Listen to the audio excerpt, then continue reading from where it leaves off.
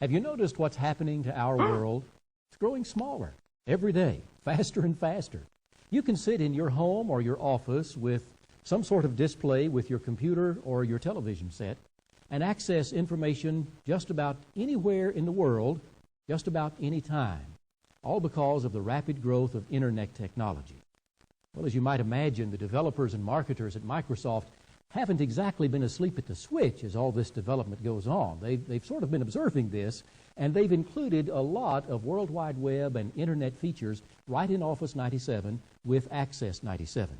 I want to at least introduce you to the possibilities of using Access with the Internet. You'll be amazed.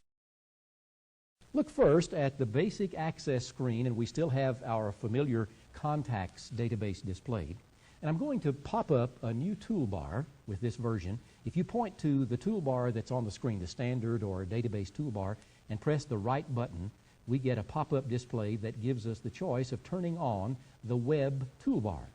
Click that, and you get a new toolbar below the standard or database toolbar.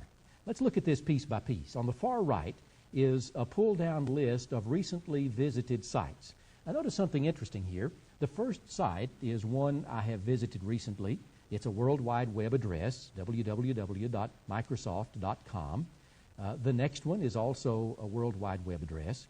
The next one is a database address. The next one is simply a directory.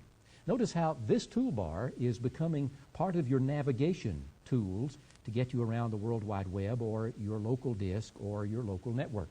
Here's a button that lets you say, I want to see only the web toolbar, not the standard toolbar or other toolbars that might be displayed. This is a toggle. If I click on Show Only Web Toolbar with only the web toolbar showing, I get my other toolbars back. The Go button lets you choose some menu items that also are available on the web toolbar. I can open a location here. I can go to the Start page. This, by the way, interfaces directly with Internet Explorer or Netscape, whichever I have implemented on my desktop, and goes straight to the home page or start page that's specified there. These other items are also available up here. Remember favorites? If you're used to browsing the web using Internet Explorer or Netscape, you know that you can view something on the screen and then say add that to favorites or open my favorites. This button says browse the web or search the web. If I click here, notice what happens.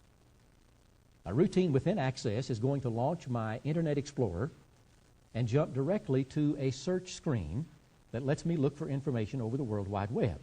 There are dozens, probably hundreds of these search locations. This is the default location installed with Access. It goes to a Microsoft site and then an Access site within Microsoft and then displays these possible search engines.